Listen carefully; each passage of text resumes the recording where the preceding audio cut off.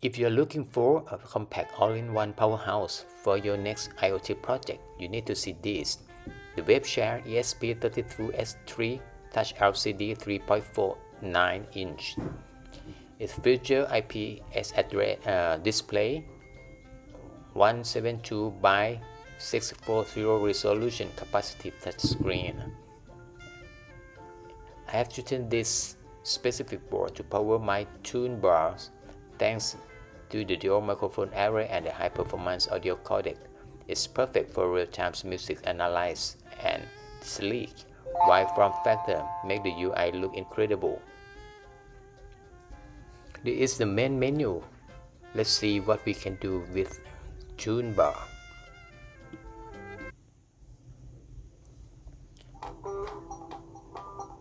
Let's start with the first menu, the Internet Radio. อะไรอย่างเงี้ยครับแล้วเราก็ไม่ได้คาดหวังมากว่าเขาจะเล่นได้สักเท่าไหร่แต่มันก็เป็นการ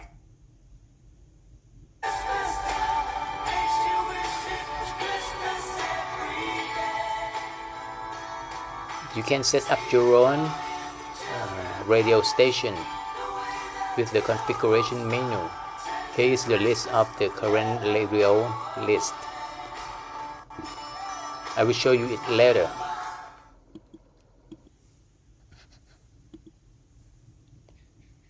If you prefer listening to your own collection, there is a media player mode.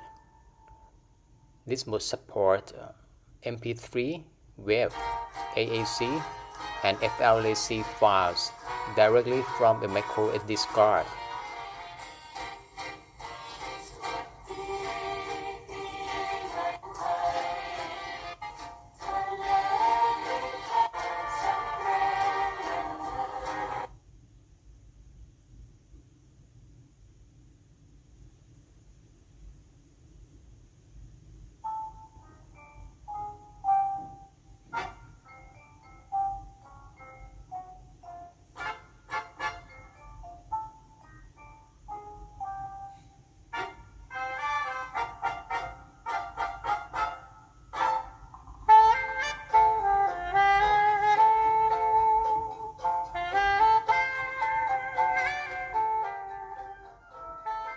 Another feature is the weather condition and air quality display based on your location.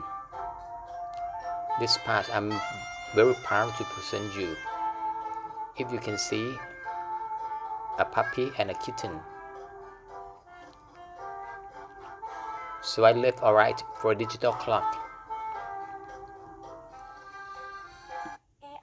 AI voice chat feature is still under development, but stay tuned for that.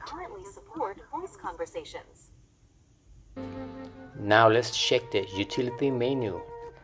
On the left, we have a handy touch icon for extra light when you need it.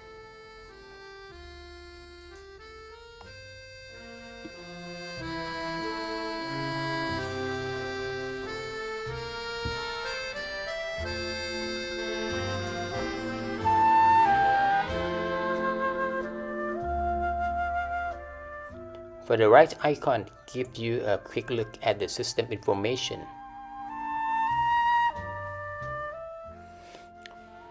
Okay, now moving over the configuration menu, the rightmost icon under the Wi-Fi tab. Just tap scan to see a nearby network in the list. Once you enter the password, it's saved for good. The device can remember up to 10 different SSIDs. This is perfect for moving between your home and office. It will automatically switch and connect to the network seamlessly without any manual setup.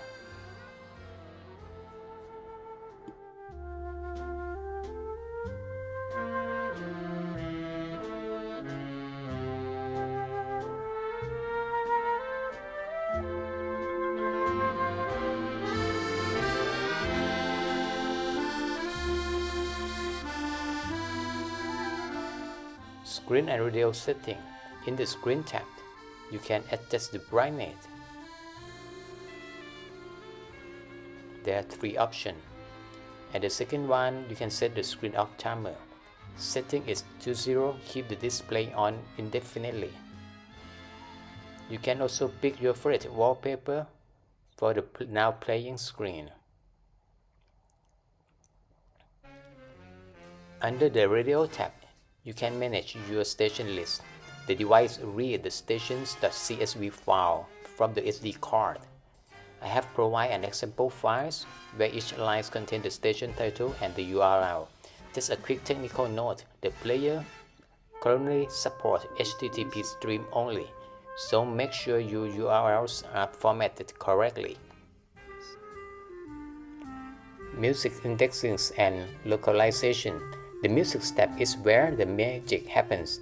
For your local files, the system automatically indexes everything on your SD card, supporting subdirectory up to 5 levels deep to keep your library organized.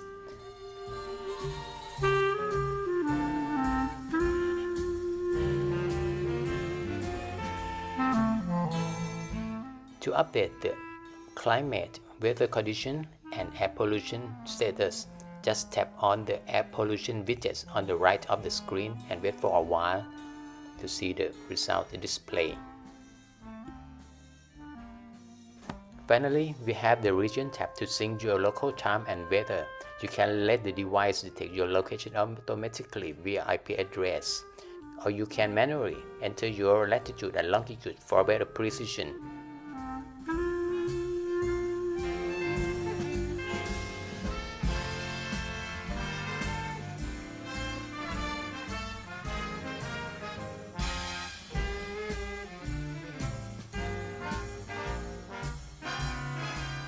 You can also adjust the UTC offset for the correct times.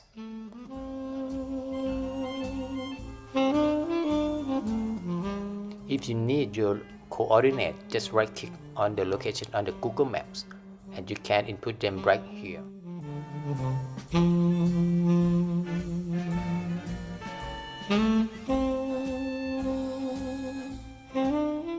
The weather condition and air quality will be updated automatically every 15 minutes.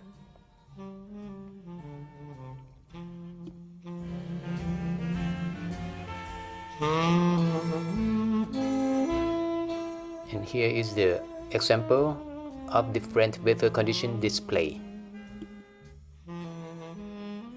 The last step is the user guide. You can read the instruction here.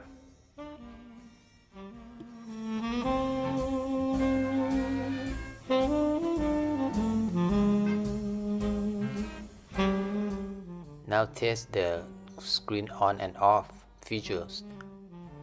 You can double tap the screen to turn on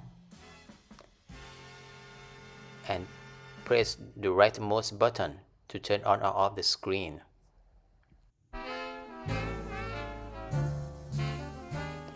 If there is a new firmware release, there will be the notification on the screen when you turn on. To update, go to the System Information tab and you will see the Update button.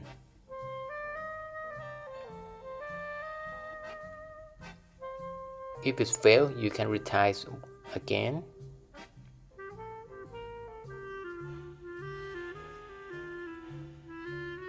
And again. Oh, now it works. The updates progress will be slow. Please be patient. After that, it will reboot once again.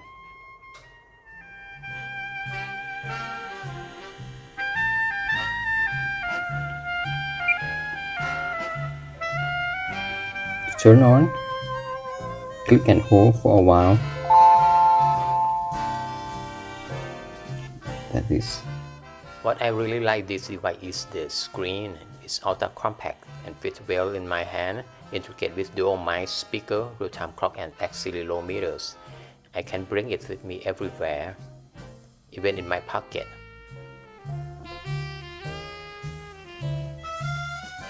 The one things after test I found that the screens work well on the portrait mode with the 33 frames per second But in the landscape mode, the hardware is not support, so it needs the software to rotate the screen and draw it. So the frame speed down to 5 per second. This is make me feel is a bit laggy or unresponsive.